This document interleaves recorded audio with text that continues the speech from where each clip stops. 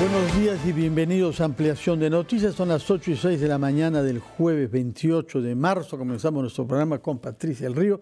Buenos días, Patricia. Muy buenos días, Fernando, Josefina, ¿cómo están? Y buenos con días. Josefina Townsend. Buenos días. Buenos días. Quiero agradecer la compañía que nos siguen en la radio, en la televisión, en las redes, quienes hacen sus comentarios sobre nuestro trabajo. Los leo y los agradezco. Muchas gracias.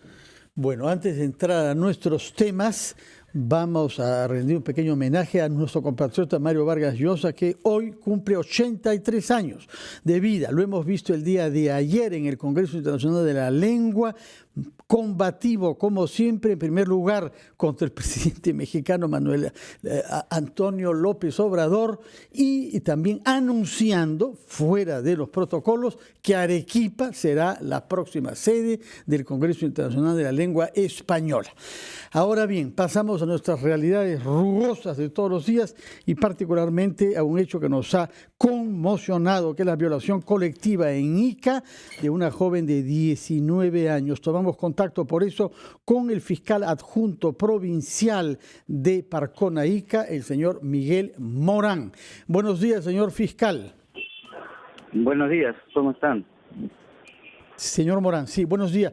Tenemos entendido que se ha modificado el número de días de detención que se había impuesto a los 5 detenidos. Son 7 los que participaron en esta violación colectiva, pero hay 5 detenidos que ahora estarán detenidos más de lo que se decidió inicialmente. Sí, bueno, para indicarles pues que en un principio se les detuvo por un caso de flagrancia delictiva por el presunto delito de chantaje sexual. Ello, teniendo en cuenta el periodo de flagrancia, de esta investigación surgieron pues elementos de convicción de la comisión del delito de violación sexual en grupo a una persona de 19 años. Esto permitió pues que el Ministerio Público, en base a las diligencias que se realizaron en la investigación del delito de chantaje, pueda requerir la detención preliminar por 3 días por el delito ya de violación sexual. Por eso es que se les, digamos, no ha ampliado, sino se les ha dado la detención por este delito por 3 días, que son 72 horas, sí, de acuerdo al Código Procesal Penal. Que ya vienen corriendo, debe estar a punto de cumplirse, ¿no? No, es a partir del día de ayer que empiezan a cumplir, a iniciar las 72 horas, de ayer a las 4 de la tarde, que fueron notificados con la detención preliminar por el delito de violación sexual. O sea que están detenidos hasta el sábado próximo durante la tarde. ¿Qué viene después? ¿Qué es lo que puede dar como resultado estos días de detención preliminar?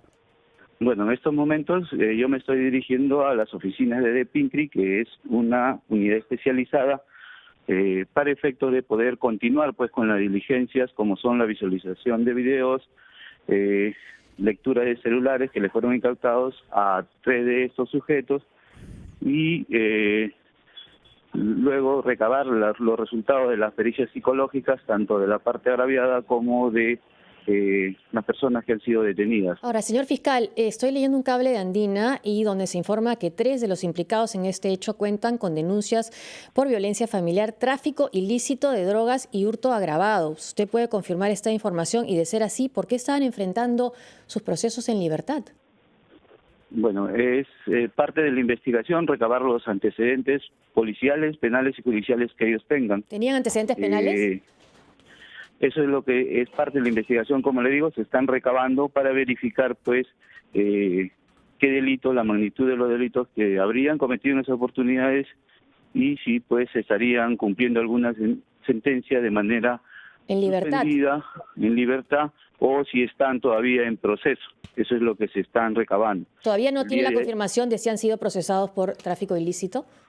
El día de ayer hemos dispuesto, se recaben todas estas diligencias. El día de hoy ya la Policía Nacional, que es el Departamento de Investigación Criminal, está recabando desde primeras horas toda la información para poder tener y formar pues la carpeta fiscal y poder tomar la decisión en el momento que corresponda. Tráfico ilícito, violencia familiar y hurto agravado. Otras preguntas importantes que tenemos es La defensa de la víctima quiere, digamos, la defensa de las personas involucradas ha señalado que van a alegar que hubo consentimiento. ¿Se puede hablar de consentimiento en una persona con características de esta naturaleza?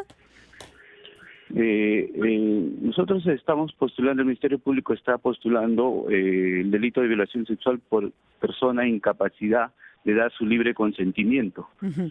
Es decir, este delito no necesita que la persona haya dado un consentimiento libre, basta que podamos probar dentro de esta investigación que no tenía esa capacidad para darlo. Uh-huh.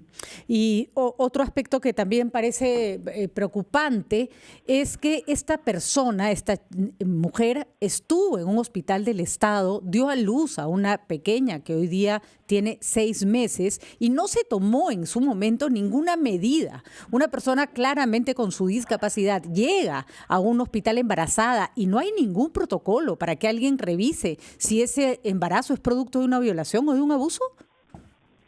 Se están solicitando las historias clínicas de los establecimientos hospitalarios donde haya tenido algún tipo de tratamiento.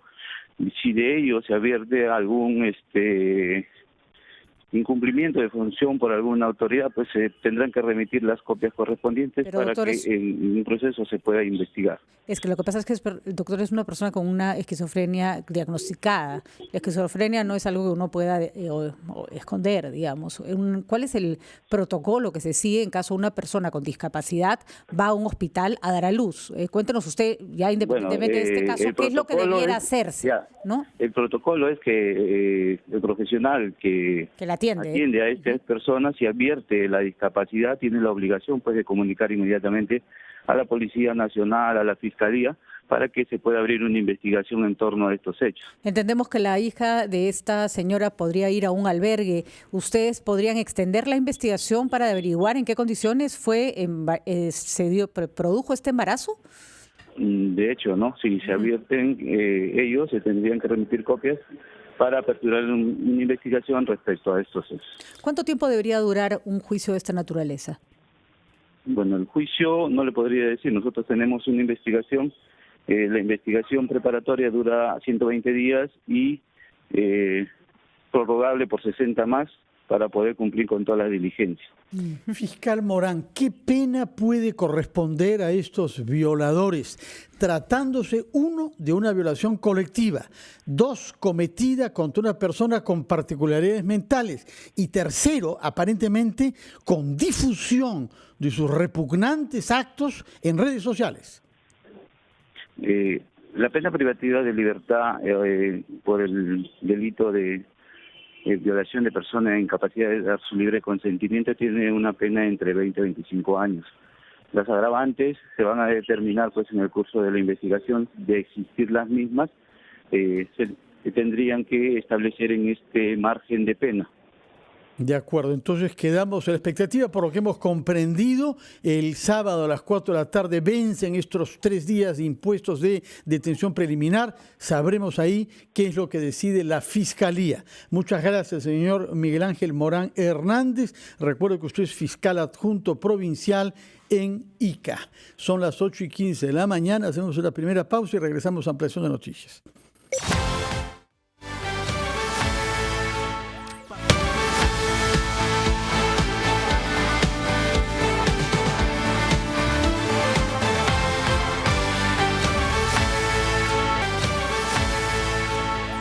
Son las 8:18, recibimos en los estudios de RPP a la congresista de Fuerza Popular Milagros Salazar, presidenta de la Comisión de Educación y miembro naturalmente de la bancada de Fuerza Popular. Bancada que ha tenido algunas turbulencias, no sabemos bien en qué línea está usted. En todo caso, la bancada como tal mantendrá una reunión el lunes próximo con el primer ministro Salvador del Solar, que comienza con ustedes, con Fuerza Popular, una ronda de contactos con las bancadas representadas en el Parlamento, que ahora son 11. ¿Qué es lo que a usted le parece que Fuerza Popular debe decir y proponer al primer ministro del Solar? Bueno, lo primero es escucharlo, lo que él tenga que manifestarnos en relación a la agenda país, pero definitivamente yo creo que todas las bancadas coincidimos en temas estructurales, básicamente en el aspecto de educación, en el aspecto de salud, que es tan importante, en la reconstrucción, la seguridad ciudadana y este problema social que es las Bambas. Son temas importantísimos que van a coayudar para el desarrollo de nuestro país, ¿no? 5 puntos entonces de agenda política institucional sobre las Bambas específicamente. ¿Qué le van a decir ustedes? Más que decirle, que nos explique cómo está la situación, porque este problema es un problema que no viene de ahora. Ya viene de más o menos 50 días y el gobierno o sus operadores que han estado desde el momento y han tomado conocimiento, ¿qué es lo que hicieron? Entonces yo escucho dos posiciones divergentes, ¿no? Unos que dicen que el gobierno debe ser firme, debe poner mano firme, que se debe cumplir la autoridad. Pero en esta situación, en este momento que estamos, yo creo que aquí la firmeza, como lo quieren decir, de aplicar la fuerza, no es un buen conductor para lograr la solución. Aquí lo que tiene que haber es un diálogo. Y en el diálogo también se puede sumar la parte de los colegas que están en la región, que conocen mejor la situación de los comuneros y los campesinos, para que puedan coadyuvar y buscar una solución oportuna. Hemos visto, por ejemplo, el congresista Richard Arce de Nuevo Perú, y acá tenemos que hacer este reconocimiento, lo hemos dicho en otros programas y lo repetimos, todas las veces que vino desde el año pasado a hablar de las Bambas, de pedir que se le prestara atención. El otro congresista representante de Apurímac es el señor Feliciano Palomino Ortiz, curiosamente de Fuerza Popular, a quien no le conocemos la cara. No lo hemos visto, no lo hemos escuchado, no hemos tenido ninguna oportunidad de que trate de poner el tema en agenda, ni en este foro, ni en ningún otro. Entiendo la preocupación que esto genera, pero no habría que reclamarle también que ustedes como partido a este congresista no haber estado más pendiente del caso. Yo, bueno, en bancada, hasta donde tengo conocimiento, no ha tocado el tema.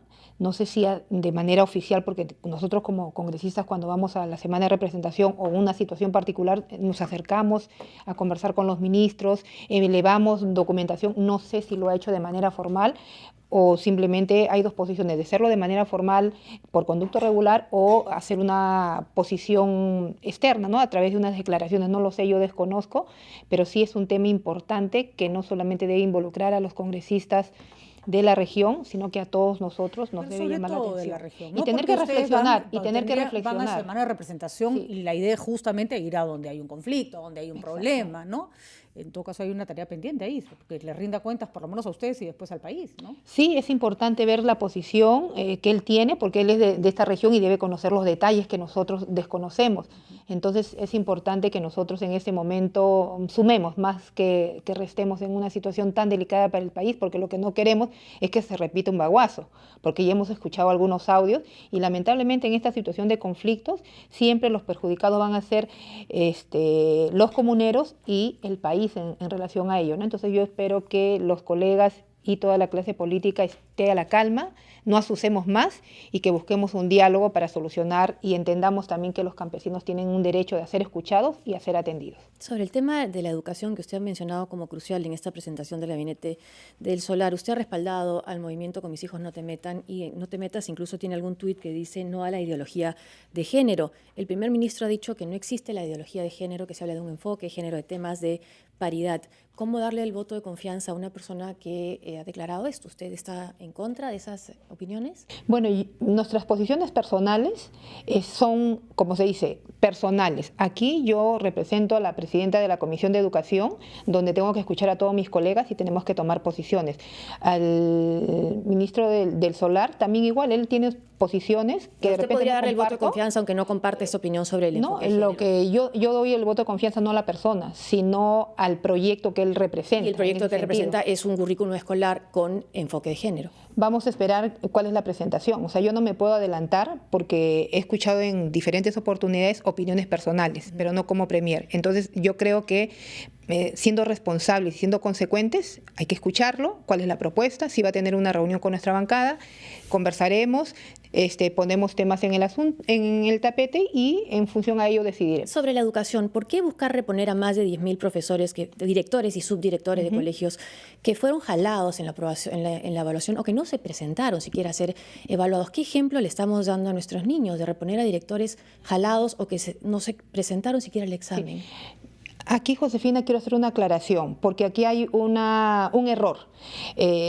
Estos directores, en su momento, ellos postularon al cargo de directores con un concurso meritocrático, ellos ganaron la plaza de directores y luego en la gestión de Ollanta-Humala sacaron un decreto supremo que no tiene rango de ley y simplemente dijeron que iban a evaluarlos. Cuando ellos ingresaron como directores, había una ley. Y en esta ley decía que para que ellos lo ratificaran o lo removieran, tenían que ser evaluados de acuerdo al desempeño en la gestión como directores. Entonces, cuando viene el gobierno de Ollanta-Humala y estaba de presidente el señor Mora y estaba del ministro Saavedra, ellos sacan un decreto supremo que tiene menor rango que una ley y proponen un concurso. En ese concurso, los directores, algunos se presentan, algunos no. Algunos se presentan y aprueban, otros no se presentan y otros son jalados. Sí, déjame explicarte. Algunos se presentan, otros no, porque dicen yo no me voy a someter a un examen porque no corresponde.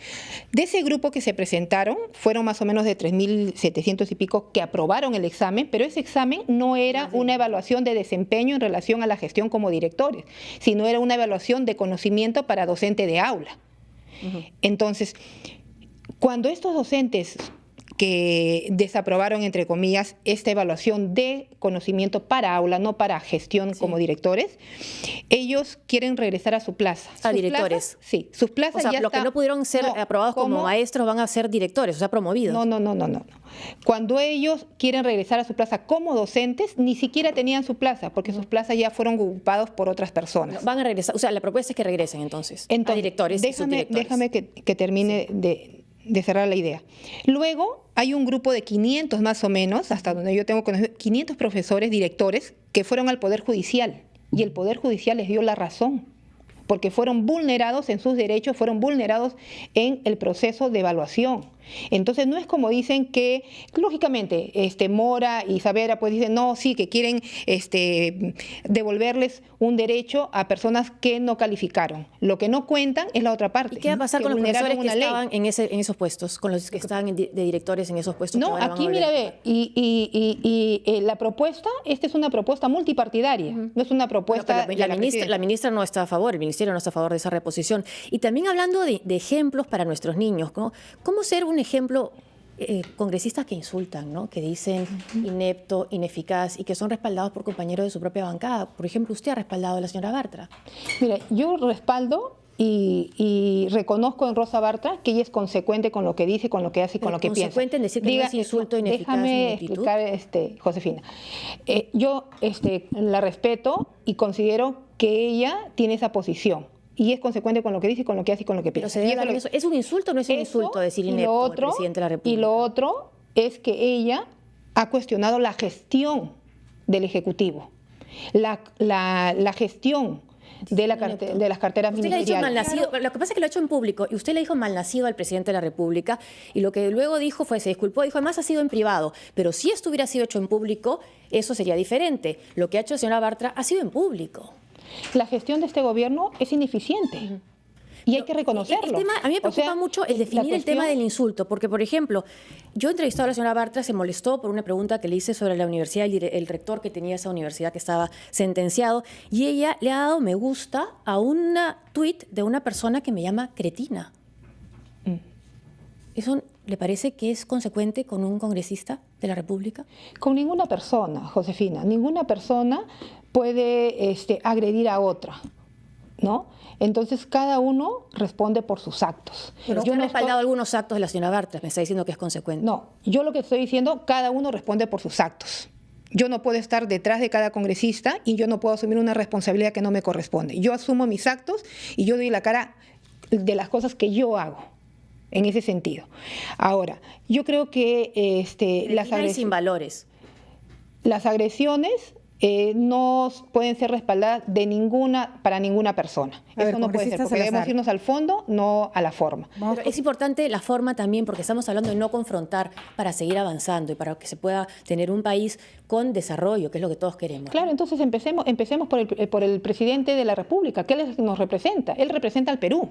Él no representa a título personal. Claro, entonces también hay que evaluar a los dos. Está claro que el tono del fujimorismo es confrontacional. Y la verdad que si fuéramos a coleccionar las barbaridades que nos dicen en las redes, le aseguro que puede hacer un diccionario de todos los insultos variados que nos han dado y que efectivamente no son aceptables bajo ningún sentido.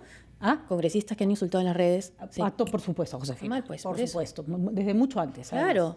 Ahora, el punto que me parece profundamente peligroso es que usted ha puesto por delante razones formales para devolver a su puesto a profesores. Entonces, si la razón administrativa por la cual salen a usted no le parece la correcta o al Congreso, ay sí, porque no se consideró, porque el papel, no sé qué, usted va a tener que asumir la responsabilidad junto con su grupo político de poner en aula a profesores que no están capacitados, que el ministerio ha descartado porque no son capaces de enseñarle a un niño.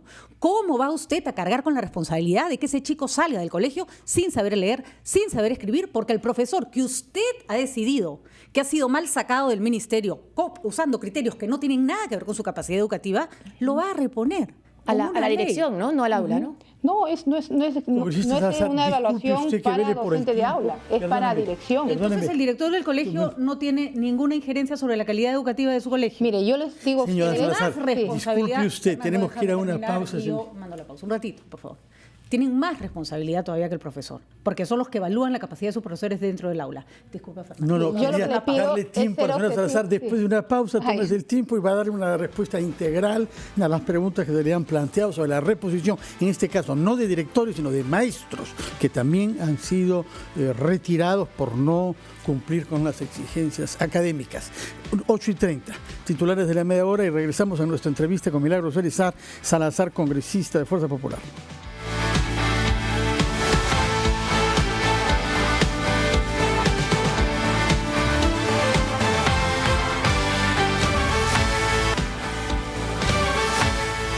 Son las 8:36 de la mañana, estamos entrevistando a la congresista de Fuerza Popular, Milagros Salazar, presidenta de la Comisión de Educación, a la que se había planteado una pregunta respecto del respaldo que ustedes dan a la reposición de miles de maestros que no aprobaron el examen o que no se presentaron a él, contradiciendo los principios de la meritocracia. De lo cual además esto tiene un antecedente porque ya se ha beneficiado a maestros que no tenían título pedagógico, a los cuales se les dio oportunidad de tener ese título pedagógico y nunca lo sacaron, así que el Congreso insiste en las mismas medidas. Señora Salazar, ¿usted tiene hijos?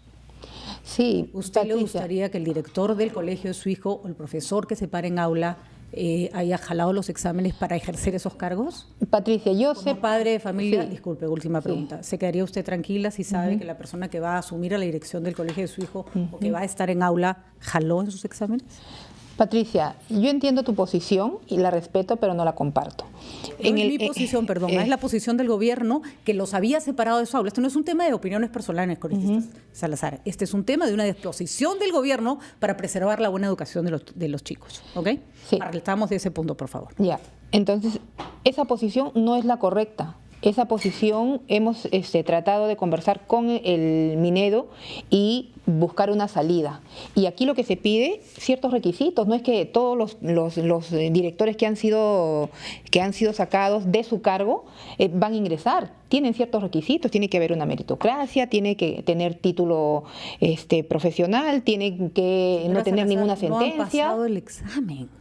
¿Qué requisitos se necesitan más Patricia, de pasar el examen? yo te vuelvo a decir, el examen fue un examen para docente de aula y el examen por ley que le correspondía a los directores era de desempeño en la función de directores. Perfecto. Eso ha sido. O sea, usted está poniendo como director de colegio a una persona que no pasó un examen para docente de aula. ¿Eso me está diciendo? Discúlpame, pero aquí, mira, la evidencia más tangible es que el Poder Judicial ha repuesto a 500 docentes. Señora que Salazar, ha visto vulnerados sus derechos. El Poder Judicial repone personas que no deben reponer su trabajo, da acciones de amparo para que trabajen empresas mafiosas. Disculpe, señora Salazar, si usted se va a escudar en decisiones del Poder Judicial, ¿asumirán ustedes las consecuencias de sus actos? Bueno, respóndale al país y a los padres de familia por reponer a padres y directores que no pasan exámenes. Sí. Yo lo que te digo, Patricia, cuando nos gusta sí asumimos una sentencia del Poder Judicial y cuando no nos gusta decimos que todo está mal. Yo creo que, mira, no está asumiendo una sentencia del Poder Judicial, usted le está sacando la vuelta por otro lado para meter a otras personas. No, entonces si fuera incorrecto. Porque si fuera así, no estaría usted, no tendría ni siquiera que hacer una ley porque el Poder Judicial los habría repuesto. Así que no use ese argumento porque estos repuestos son su responsabilidad. No, la responsabilidad no es mía. Yo soy la presidenta de la Comisión de Educación, yo asumo la responsabilidad en el sentido de poner a debate a todos los proyectos, pero mi voto no significa que se vaya a aprobar este proyecto. Cada uno de los congresistas en el debate pondrán sus posiciones y tomarán una posición a favor o en contra o en abstención, pero que la tomen. O sea, no podemos dejar este proyecto sin discutirlo. Entonces, para eso es el Congreso, para discutirlo, para plantear posiciones y para aclarar a la ciudadanía las cosas que de alguna manera están sesgando. Y eso no puede ser, lógicamente, ¿no? Dentro del tema educación, que es su responsabilidad parlamentaria, figura también el tema deportes. Usted ha hecho varias visitas a la sede de la Villa Panamericana en Villa Salvador, instalaciones en Villa María del Triunfo.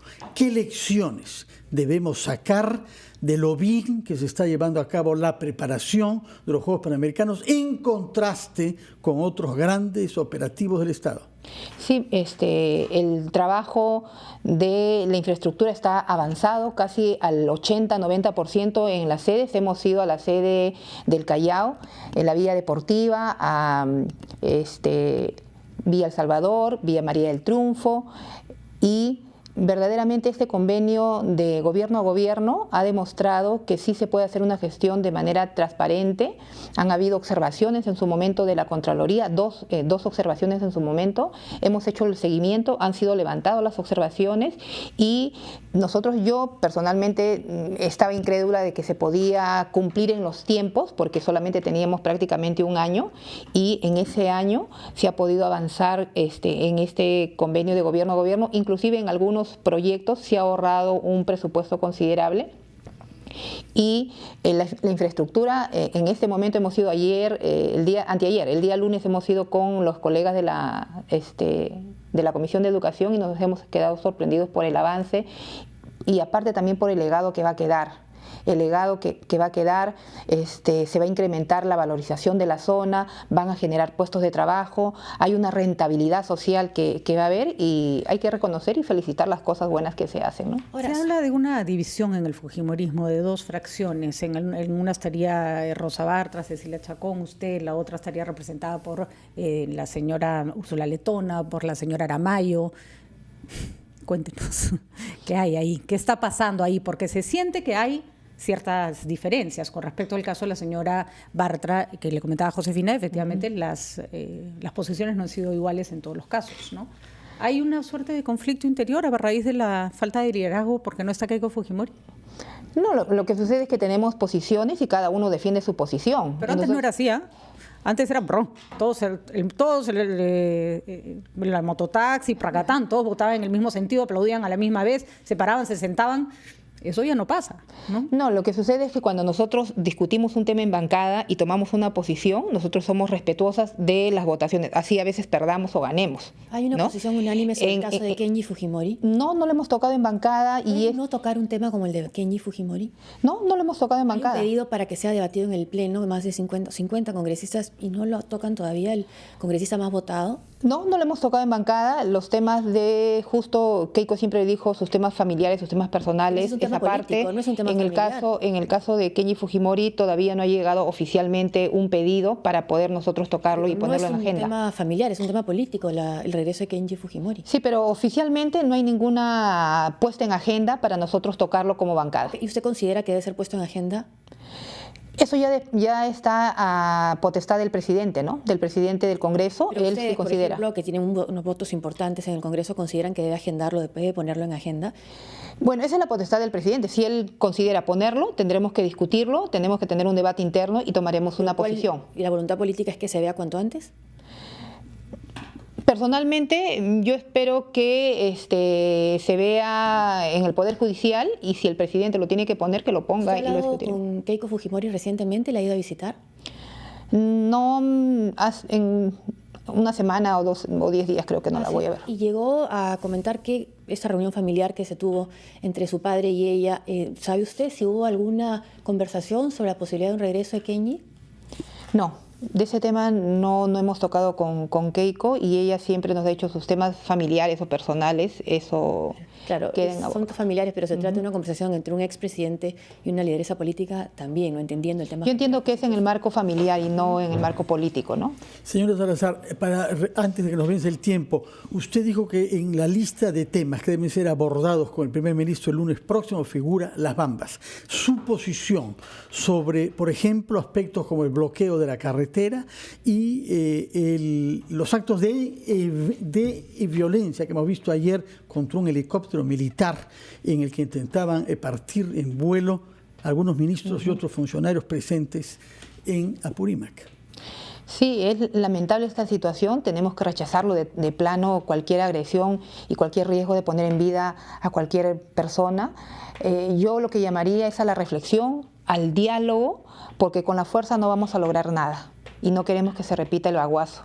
Esta es una responsabilidad exclusiva del Ejecutivo, que en estos 50 días, minimizó un problema, y ahora que está para estallar, recién toma cuenta de la importancia y la relevancia que tienen los comuneros. Los comuneros tienen derechos, tienen deberes, y aquí también tendríamos que participar los congresistas y básicamente los de la región. Sobre todo el señor Palomino, compañero suyo, ¿no? Exacto, que él tiene que conocer más las características de este problema y las características de los comuneros para lograr una solución. Yo no estoy a favor de la fuerza para ninguno de los dos lados, ¿no? Señora Milagros Salazar, presidenta de la Comisión de Educación y miembro de la bancada de Fuerza Popular, muchas gracias. Sabemos que tiene que ir a Puente Piedra a hacer una visita de hospitales, así es que por favor... Y está al día en sus informes, hay que resaltar la congresista en el Congreso, porque hemos hecho esa pregunta a varios congresistas. Muy bien, buenos días, señora Salazar. 8:45, hacemos una breve pausa y regresamos a ampliación de noticias.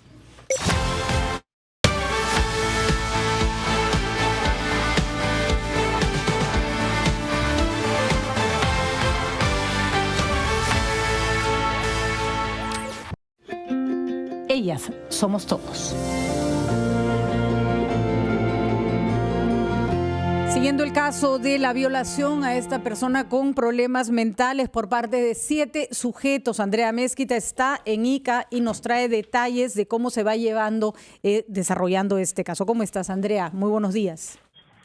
Muy buenos días, compañeros. La inteligencia de la policía ya tienen plenamente identificados a los 2 sujetos de los 7 que participaron de la violación sexual contra una joven de 19 años con esquizofrenia. A las 8 de la mañana se ha solicitado al Ministerio Público que autorice la detención preliminar de estos sujetos, que son muy cercanos a los 5 que ya están detenidos. El Ministerio Público además tiene 24 horas para responder.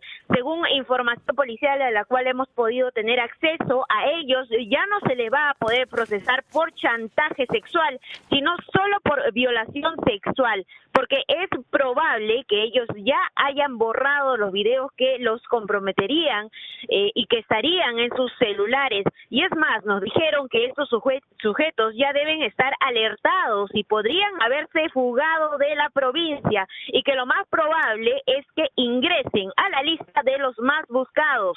Ahora, la investigación de este horrendo caso, según la policía, ya lleva más del 90% de avanzado. Adelante.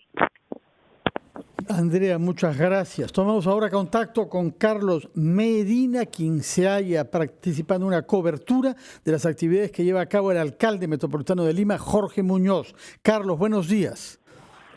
Así es, muy buenos días, Fernando, Patricia, Josefina. El alcalde Jorge Muñoz, en declaraciones a la prensa, se pronunció sobre el servicio del metropolitano. Escuchemos. Todos nosotros nos merecemos un mejor transporte. Lamentablemente tenemos un transporte que no está bien planificado. Durante mucho tiempo se les ha dejado de lado. Concretamente, el caso del metropolitano, Yo me he venido reuniendo con los concesionarios varias veces y los concesionarios estaban absolutamente divorciados de la municipalidad. Tan es así que hay más de 500 millones de soles ganados en arbitrajes. Entonces, nosotros necesitamos que los concesionarios también hagan su labor, hagan su trabajo, porque eso está entregado a empresas concesionadas. Son 4 concesionarios, más un recaudador, son 5 concesionarios quienes manejan los temas del COSAC. Asimismo, también, compañeros, se refirió con respecto al nuevo directorio que conforma con SEDAPAL. Esto fue lo que dijo. Y yo aprovecho que ahora estoy como miembro del directorio de SEDAPAL, justamente para, desde el directorio de SEDAPAL, comenzar a exigir a la propia empresa de SEDAPAL para que cumpla con estas cosas. Lo bueno de la posibilidad de que el alcalde metropolitano ahora sea parte del directorio de SEDAPAL es que yo, como ciudadano, voy a fiscalizar también las cosas y voy a pedir que SEDAPAL cumpla con todas las obligaciones que tiene que cumplir para que no haya ese divorcio también que ha venido habiendo entre municipio y empresas prestadoras de servicios. Bien, compañeros, esta es la información que tenemos a esta hora de la mañana. Adelante con ustedes. Son las 8:52.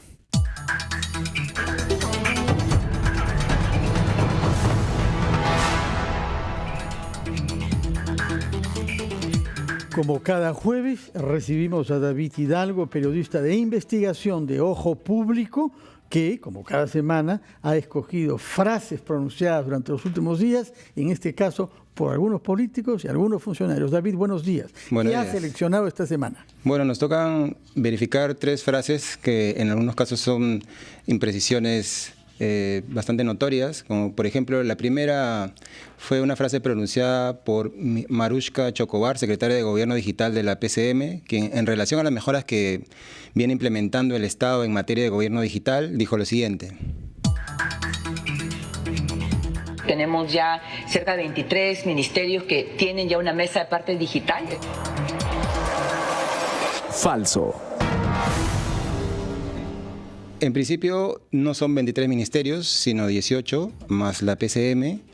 Y de la revisión que hicimos inicialmente en el portal web de la Secretaría Digital, de Gobierno Digital, se sabe que solo 11 de los ministerios tienen implementada la mesa digital y la PCM, ¿no? Esta medida de la mesa digital obedece a una serie de normativas implementadas por el Poder Ejecutivo, como por ejemplo el Decreto Legislativo 1310, promulgado el 29 de diciembre del 2016, que establecía, por ejemplo, que todas las entidades del Poder Ejecutivo debían tener implementada un sistema de interconexión para el trámite documentario hasta diciembre del 2018, ¿no? Y hecha la consulta, la señora Chocobar envió una carta a Ojo Público en la que admitía que había cometido un error involuntario, por supuesto, y dijo que habían 23 entidades, se reafirmó en que existían 23 entidades.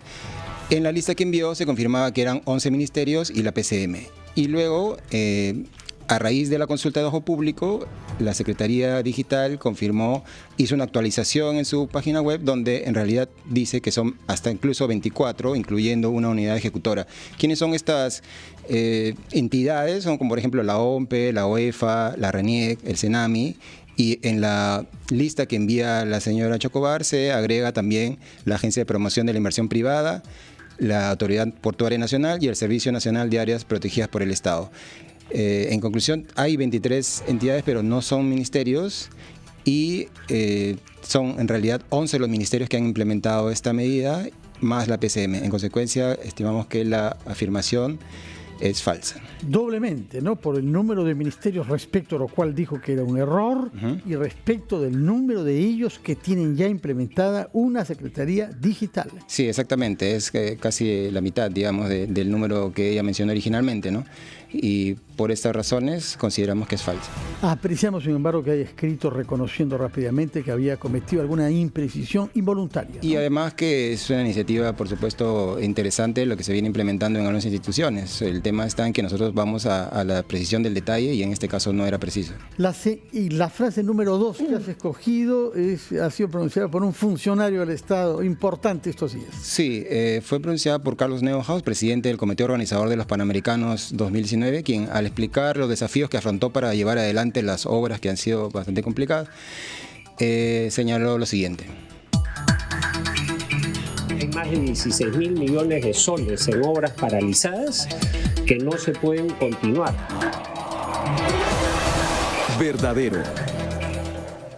El señor Neuhaus hacía esta referencia al panorama que hay en el país, en todo el país, de más de 16.000 millones de soles en obras paralizadas, y esto se comprueba con una información de la propia Contraloría General de la República presentada en marzo a propósito de una iniciativa legislativa justamente para garantizar la continuidad de las inversiones, donde se decía que existen 16 obras paralizadas por 16.870 millones de soles, ¿no? Son alrededor de 867 obras, y de estos montos, que son bastante altos, la mitad, 8.682 millones, corresponden a obras que estaban a cargo del gobierno nacional, y 8.188 millones a obras de gobiernos regionales, ¿no?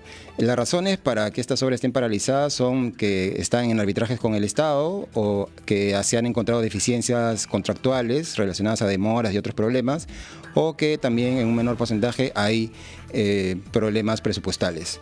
En consecuencia de la revisión que hemos hecho y del informe de Contraloría, que también es público y ha sido publicado en el portal de la institución, la afirmación del presidente de los Panamericanos, del Comité Organizador de los Panamericanos, es verdadera. Por mucho que nos haya chocado, 16.000 millones de soles en obras paralizadas. Y la tercera frase es de una ministra. Sí, la tercera frase es de la ministra Paola Bustamante, de la cartera de Desarrollo e Inclusión Social, quien al explicar el problema de la prevalencia de anemia en el país dijo literalmente lo siguiente.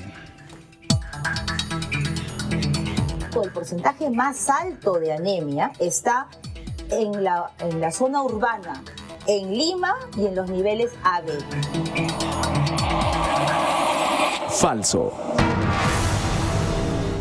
Nosotros hicimos la consulta al Ministerio de Salud, que es parte de la mesa para combatir la anemia, y nos compartieron las cifras de la ENDES, las últimas cifras que van a ser publicadas próximamente, y se establece ahí que en el quintil inferior, es decir, de la población con menores recursos, la prevalencia de anemia es de 53%, mientras que en el quintil superior, que es de la población con mayores recursos, es de 27%.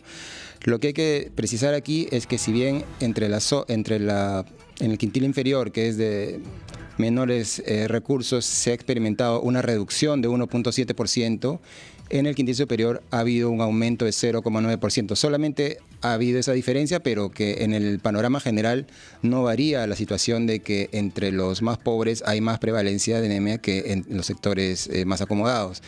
Luego hicimos la consulta al propio MIDIS, compartieron información basada también en los últimos resultados de la ENDES, y se establece que alrededor del 40% de la anemia está concentrada en la zona urbana y el 50% o un poco más en la zona rural. Esto se repite en la costa, en la sierra y en la selva, y a esos mismos niveles, que siempre en las zonas rurales se concentra más porcentaje de anemia que en las zonas urbanas.